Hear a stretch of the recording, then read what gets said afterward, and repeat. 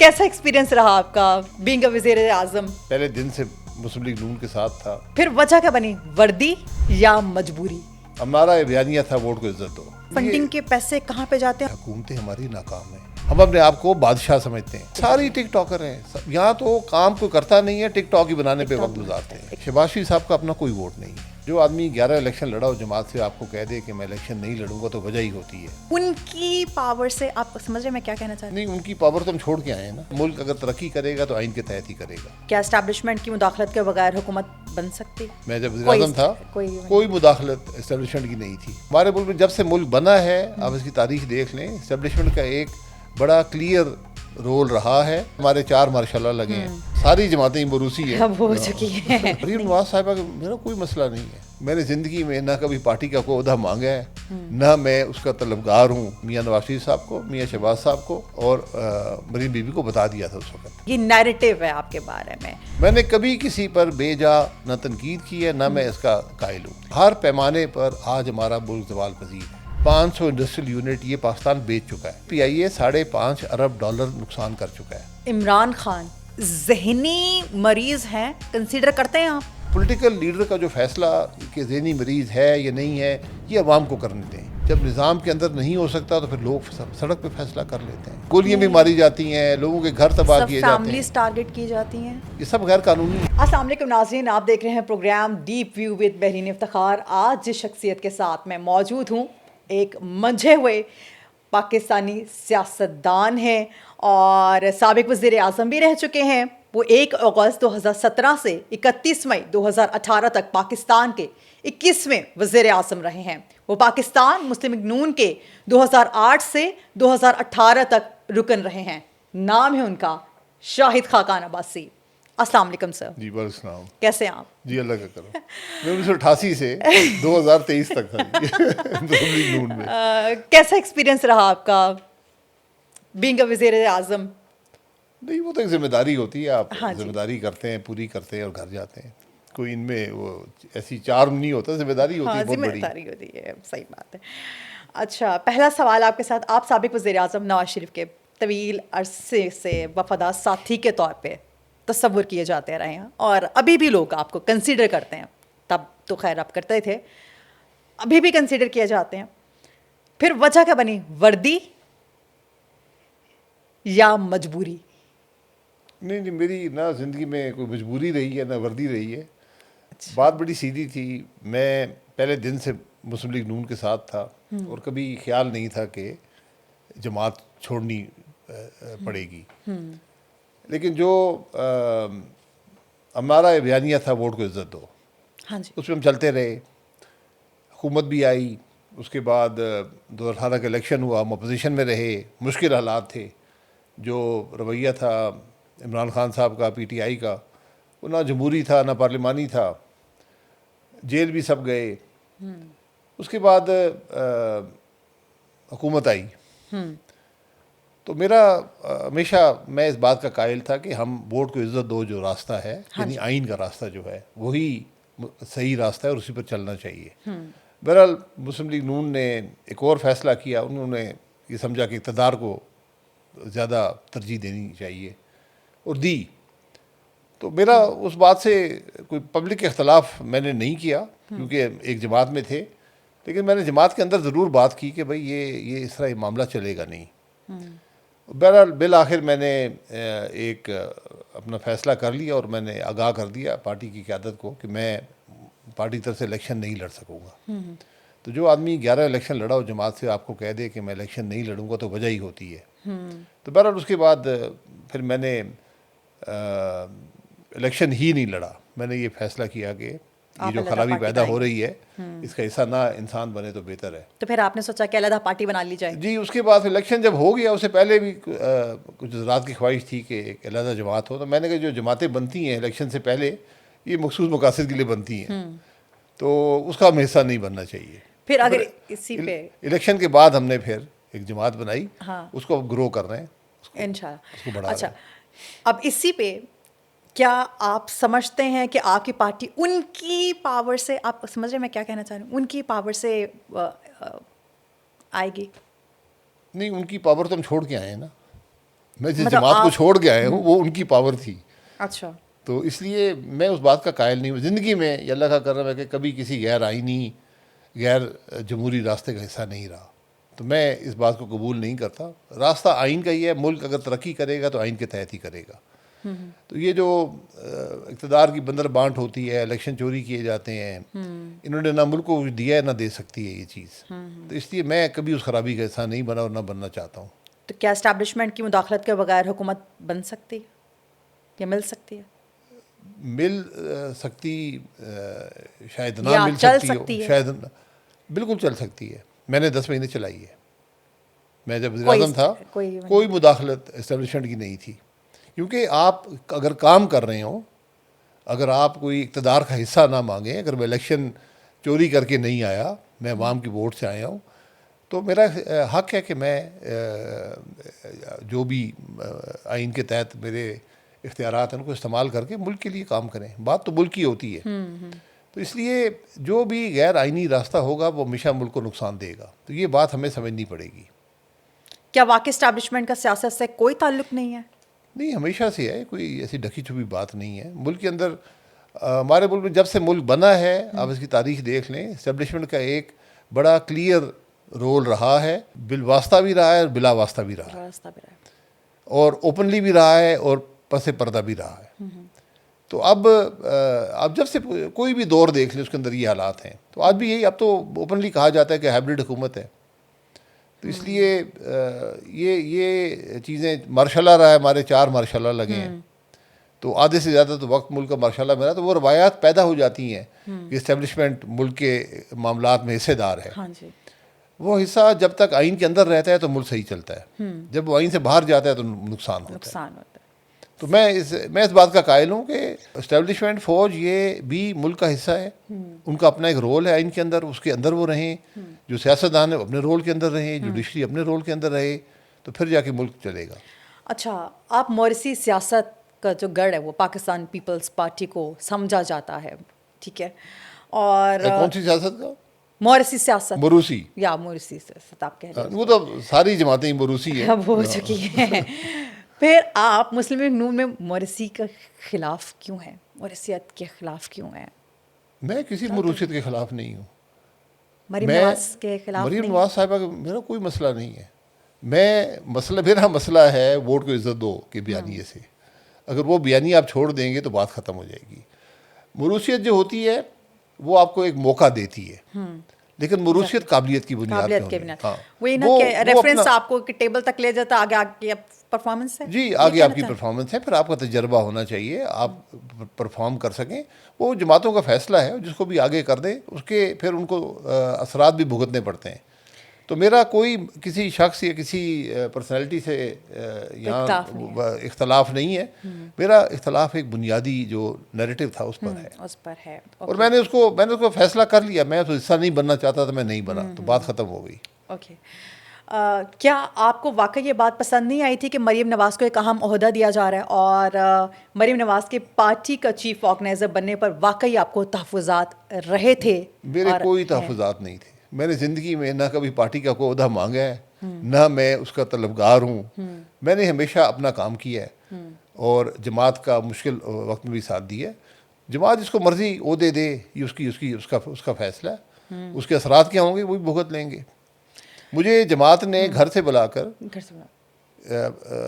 Senior نائب صدر کا عہدہ دیا تھا. میں نے کبھی مانگا نہیں. اس وقت میں نے کہا تھی یہ کسی اور کو دے دیں, وہ کام کریں. انہوں نے کہا نہیں جی, اس وقت کوئی باہر نکلتا نہیں ہے تو آپ مہربانی کریں.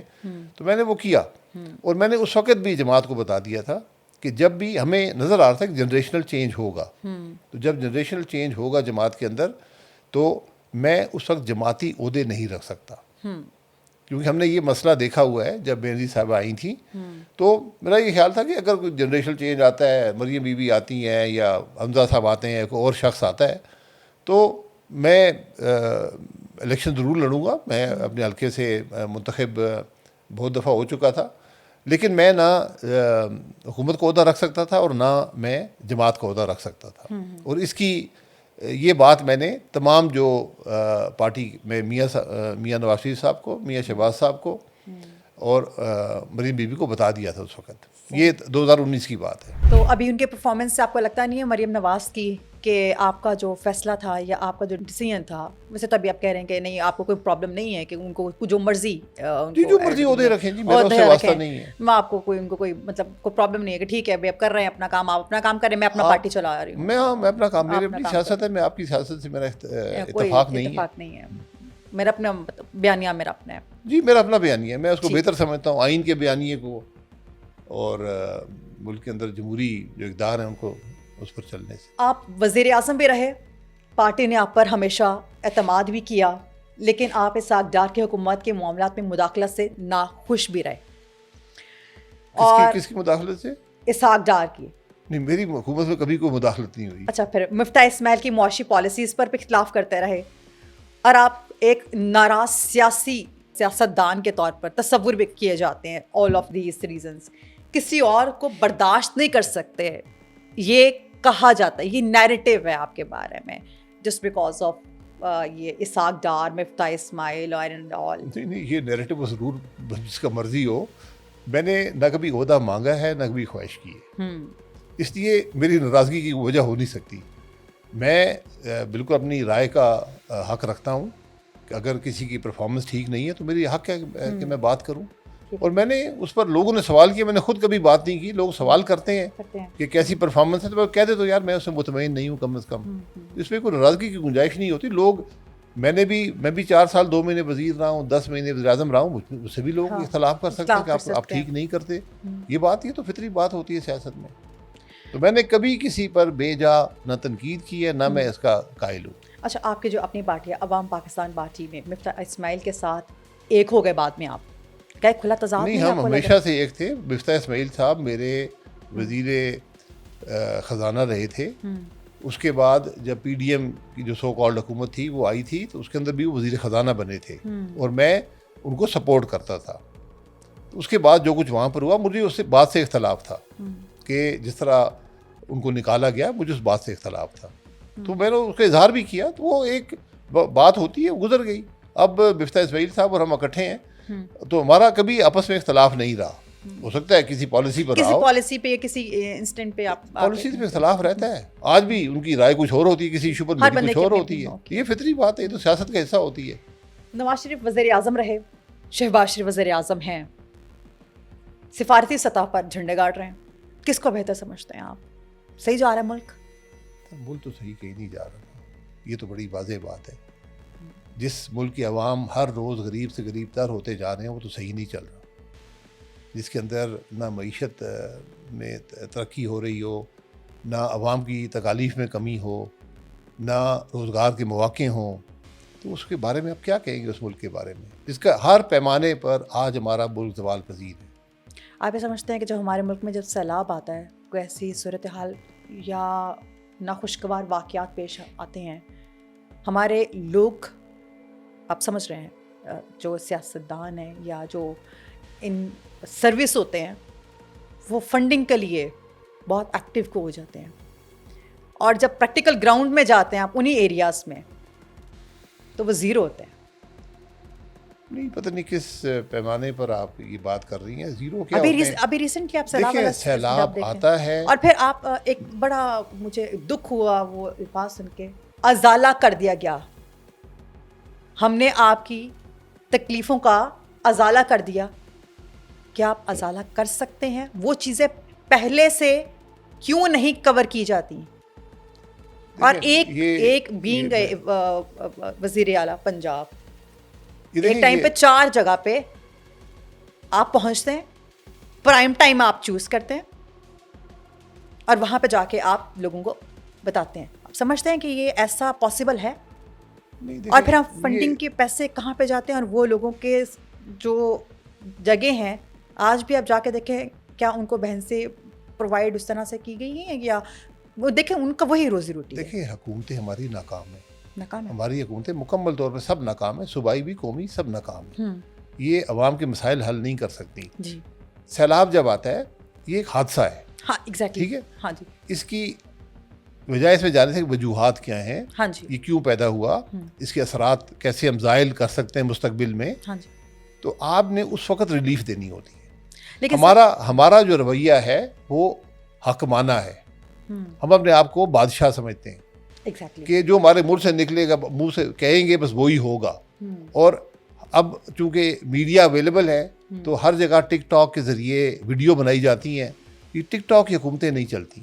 تو آپ سمجھ رہے ہیں کہ وہ ٹک ٹاکر حکومت ایک قسم کی ساری ٹک ٹاکر ہیں. یہاں تو کام کوئی کرتا نہیں ہے, ٹک ٹاک ہی بنانے پہ وقت گزارتے ہیں. میڈیا پہ پروجیکشن, سوشل میڈیا پہ پروجیکشن, کام صفر ہوتا ہے.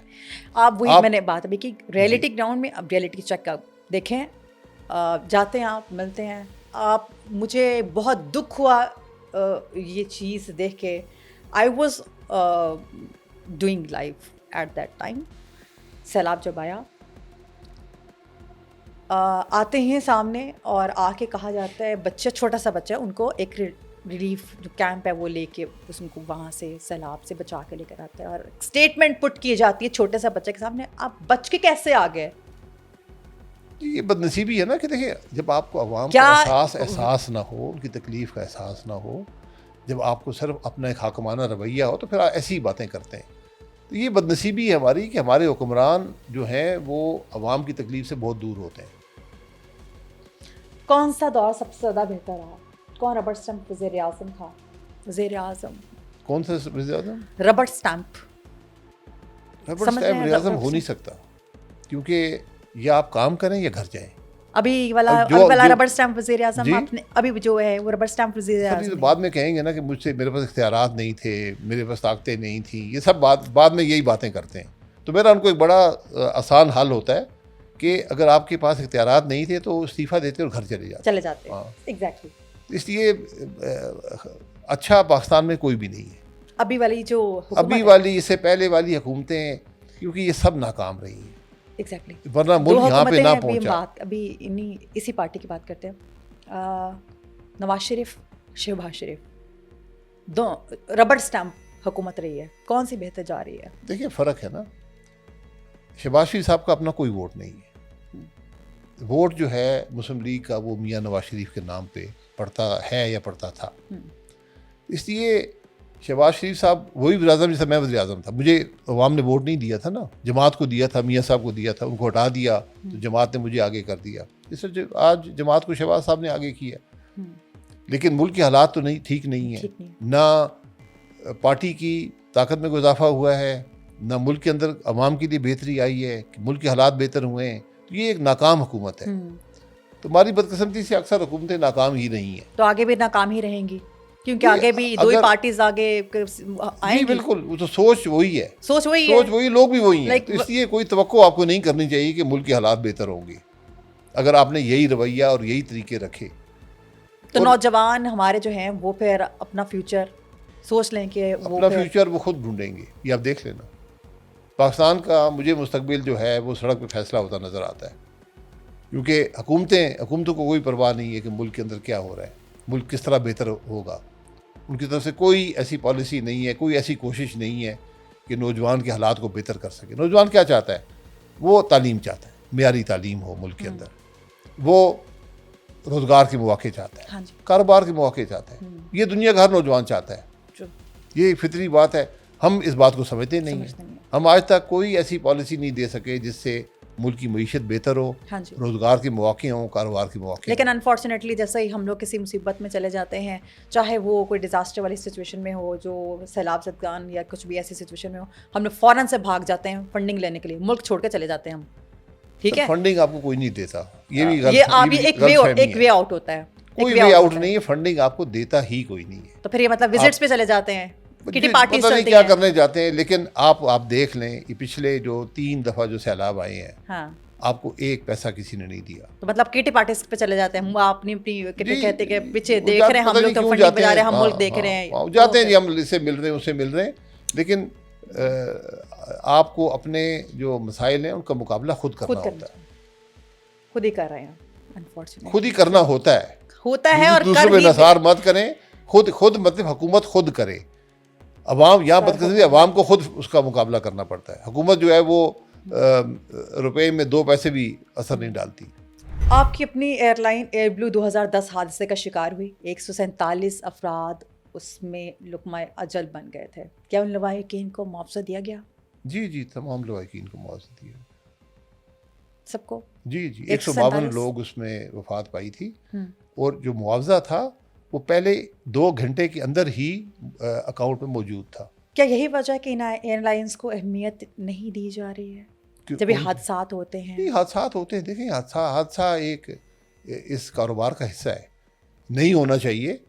اس میں یقیناً غلطیاں ہی ہوتی ہیں کہ حادثہ ہوتا ہے، لیکن حادثہ جب ہو جائے اس کا آپ کیسے مینیج کرتے ہیں یہ اصل بات ہوتی ہے. تو وہ حادثہ مینیج کیا گیا. چند افراد کو اس سے یقیناً اتفاق نہیں ہے جو معاوضہ دیا گیا، لیکن معاوضہ جو قانون سے میں تھا اس سے بہت زیادہ دنیا کے جو یورپ میں ملا تھا اس سے زیادہ پیسے یہاں پر دیے گئے. قومی ایئر لائن کی نجکاری ہونے جا رہی ہے، اور کیا پی آئی کے نجکاری کے فیصلے کو درست سمجھتے ہیں؟ جی بالکل. حکومت کا کوئی کام نہیں ہے کاروبار کرنا. حکومت خود کہہ چکی ہے. یہ نہیں حکومت پاکستان میں ہر چیز حکومت کی ملکیت ہوا کرتی تھی، آج کچھ بھی نہیں ہے. آپ نے بینک بھی بیچ دیے، اپنے سیمنٹ بیچ دیا، فرٹیلائزر بیچ دیا، ٹیلی کام کمپنی بیچ دی. 70 کارپوریشنیں، 500 انڈسٹریل یونٹ یہ پاکستان بیچ چکا ہے. سو دیر از نو فیوچر کس کا؟ کسی بھی چیز کا نہیں، حکومت کے سیکٹر میں نہیں ہے. ہر چیز ناکام تھی، ہر چیز نقصان میں جا رہی تھی. اور آپ دیکھیں نا پی آئی اے ہے، پی آئی اے ہر سال 150 200 ارب کا نقصان کر دیتا ہے.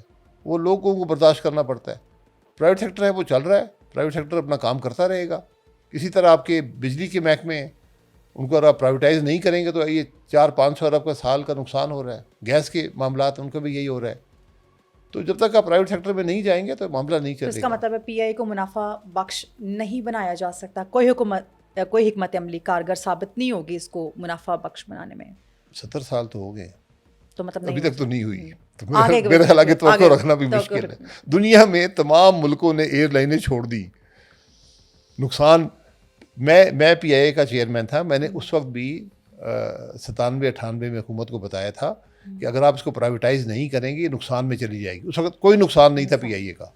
اس کے بعد سے پی آئی اے $5.5 ارب نقصان کر چکا ہے. تو اگر آپ اس کو پرائیویٹائز اس وقت کر دیتے تو یہ نقصان نہ ہوتا. اگر آج آپ پرائیویٹائز نہیں کریں گے نقصان بڑھتا جائے گا. حکومت کاروبار نہیں کر سکتی، اور دنیا کا سب سے مشکل کاروبار جو ہے وہ ایئر لائن ہوتا ہے. عمران خان کیا واقعی ذہنی مریض ہیں؟ کنسیڈر کرتے ہیں آپ؟ نہیں، میں ایک آدمی جو ملک کا وزیر اعظم رہا ہوں، میں کیا اس کو ذہنی مریض کیسے کہہ سکتا ہوں، جس کو آج بھی لوگ ووٹ دینا چاہتے ہوں. تو پولیٹیکل لیڈر کا جو فیصلہ کہ ذہنی مریض ہے یا نہیں ہے یہ عوام کو کرنے دیں. پولنگ اسٹیشن پر جب ہم پولنگ اسٹیشن میں مداخلت کرتے ہیں تو پھر ذہنی مریض کا پتہ نہیں چلتا کہ ذہنی مریض ہے بھی یا نہیں ہے. تو اس لیے پولیٹیکل لیڈر جو ہے، جو پولیٹیکل پارٹی ہے، ملک کی جو جمہوریت ہے، اس کا فیصلہ عوام کو کرنے دیں. یہ حق کسی اور کو نہیں ہے. ابھی جب الیکشنز ہوں گے، جنرل الیکشنز ہوں گے، 2 پارٹیز ہوں گی. آپ کو پتہ ہے کون سی 2 پارٹیز ہوں گی؟ اور عوام کا بھی پتہ ہے. نہیں، پارٹیز تو بہت ساری ہیں. کیا کیا جائے گا؟ جی کیسے دیکھتے ہیں پھر آپ؟ دیکھیں، مجھے تو توقع یہ ہے کہ اگر ملک کو آپ نے آگے بڑھانا ہے، ملک نے ترقی کرنی ہے، تو آپ کو عوام کے فیصلے کو قبول کرنا پڑے گا. اگر آپ نہیں کریں گے، جیسے ماضی میں ہم ہر الیکشن کے اندر ہم نے مداخلت کی ہے اور اس کا نقصان اٹھایا ہے، ملک نے نقصان اٹھایا. وہ جو مداخلت کرنے والے تھے ان کی کیا پالیسیز تھیں، وہ سب گھر چلے گئے. صحیح. لیکن ملک جو ہے وہ مشکل سے مشکل تر اس کے حالات ہوتے جا رہے ہیں. پہلے نواز شریف غدار تھا، اب اسی پوڈیم پر عمران خان کو غدار کہا جا رہا ہے. کیا تاریخ دہرائی جا رہی ہے؟ ہم نے سب کو غدار کہا. ایماندار ہم ایماندار. جی میں یہ قائد اعظم فوت ہو گئے، ورنہ شاید ہم ان کے ساتھ بھی یہی سلوک کرتے. تو باقی اس کے بعد جو وزیر اعظم آیا ہے، جو پولیٹیکل لیڈر آیا ہے، ہم نے اس کو غدار ہی کہا ہے. ہم نے اب دیکھیں 23 سال تک ملک میں الیکشن ہی نہیں کرائی، 26 سال آئین ہی نہیں تھا ملک کے اندر. تو اس کے بعد کسی کو پھانسی لگایا، کسی کو گولی لگ گئی، کسی باہر چلا گیا، ہر کسی کو غدار کہہ کر. کوئی وزیر اعظم اس ملک میں نہ وہ آئینی طریقے سے آئے نہ آئینی طریقے سے جا سکا. یہ ہماری حالات ہیں. تو کب تک نازک دور سے گزرتا رہے گا؟ ہمیشہ. جب تک ملک کے اندر رول آف لا نہیں ہوگا، آئین کی بالادستی نہیں ہوگی، ملک ہو سکتا ہے ملک میں رول آف لا کرنا پڑے گا. یہ دنیا کا سبق ہے کہ ہر ملک میں ایسے ہوا ہوتا ہے. کون کرے گا جی کون کرے گا؟ نظام کرتا ہے. جب نظام کے اندر نہیں ہو سکتا تو پھر لوگ سڑک پہ فیصلہ کر لیتے ہیں. لوگوں نے سڑک پہ فیصلہ کیا تھا. نہیں, سڑک پہ فیصلہ جب ہوگا تو آپ کو نظر آئے گا, وہ سڑک آپ کو نظر آئے گا, اور مشکل فیصلہ ہوگا, تکلیف دہ ہوگا. اور یہ ہوگا, یہ فطری بات ہے. جب نظام ناکام ہو جاتا ہے پھر معاملہ پھر انتشار ہوتا ہے, اور اس انتشار سے بہتری نکلتی ہے. تو ہم اس طرف جا رہے ہیں. ہم اس کو مانیں یا نہ مانیں, ہم اس کو سال روک سکتے ہیں, 2 روک سکتے ہیں, 5 روک سکتے ہیں, 10 روک سکتے ہیں, لیکن ایک دن وہ فیصلہ ہوگا. فیصلہ ان کو بھی پتہ ہے, فیصلہ ان کو بھی پتہ ہے, سب کو پتہ ہے فیصلہ کیا ہوگا. فیصلہ کیا ہوگا. لیکن ہم ان باتوں کو قبول نہیں کرتے, تاریخ سے سبق نہیں لیتے. یہ بار بار پاکستان میں ہوا ہے. چلیں ایک آخری سوال, بہت ایمانداری سے آپ نے دینا ہے. نہیں, باقی میں ایمانداری سے نہیں دے رہا تھا. نہیں, یہ اس میں تو آپ کی ایکسٹرا آرڈنری مجھے ایمانداری چاہیے ہوگی. جی, پاکستان کا ایماندار سیاست دان اور پاکستان کا سب سے کھرا ترین صحافی کس کو آپ کہتے ہیں؟ دونوں نہیں, ایک بھی نہیں. نہ ایماندار سیاست دان نہ کھرا صحافی. مطلب ہمارے ملک ایماندار میں سیاست دان ہوتے تو آج ملک کی یہ حالت نہ ہوتی. کھرے صحافی ہوتے تو آج صحافت کی حالت نہ ہوتی. یہ بدقسمتی ہے, مجھے کہتے ہوئے تکلیف ہوتی ہے, لیکن نہیں ہے.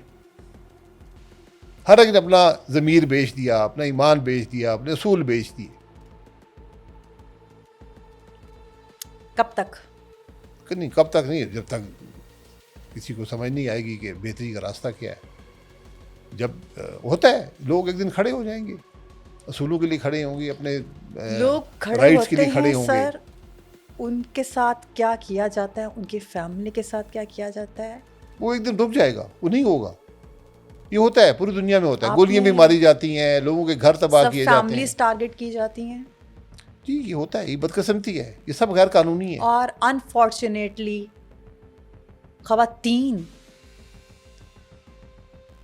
کو ٹارگٹ کیا جاتا ہے. جی بالکل, یہ ہوا ہے, ہمارے ملک میں ہوا ہے, آج بھی ہو رہا ہے. یہ بدقسمتی ہے ملک کی, اور اس کی آپ کو جواب دینا پڑے گا.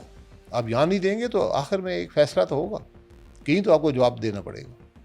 یہ بات لوگ جو آج سمجھتے ہیں کہ ہم طاقت کل ہیں, عقل کل ہیں, ان کو اس بات کا احساس ہونا چاہیے کہ ظلم جو ہوتا ہے یہ کسی صورت بھی قابل قبول نہیں ہوتا. قانون توڑنا کبھی قابل قبول نہیں ہوتا. Freedom of speech so called, یہ فریڈم آف اسپیچ آپ کے ملک کا ایک چیپٹر 1 ہے آرٹیکل آئین کا, یہ 21 آرٹیکل ہیں.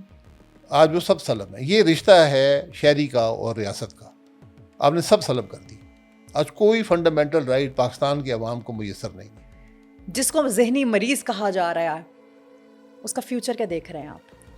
سر ذہنی مریض, ہم سارے ذہنی مریض ہیں میرے خیال ہے. نہیں, آپ کو پتہ ہے میں کس ذہنی عمران خان کو نہیں, عمران خان کی آپ بات کرتے ہیں, فیوچر عوام کے ہاتھ میں ہے. عمران خان صاحب کی کارکردگی جو ہے ان کا فیوچر اس کے اوپر نہیں ہے. ان کی حکومت جو تھی کرپٹ ترین حکومتیں تھیں, نالائق ترین حکومتیں تھیں, لیکن ان کے جو بعد آئے ہیں انہوں نے ان کو دوام بخشا ہے اپنی ناکامی سے. تو اب پاکستان کے عوام کو فیصلہ کرنے دیں. ٹھیک, thank you so very much sir for your time. مہربانی. Deep view with Mehreen Iftikhar کے ساتھ آج اتنا ہی. انشاءاللہ نیکسٹ پروگرام میں نئے گیسٹ کے ساتھ حاضر ہوں گے. ٹل دین ٹیک کیئر, اللہ حافظ.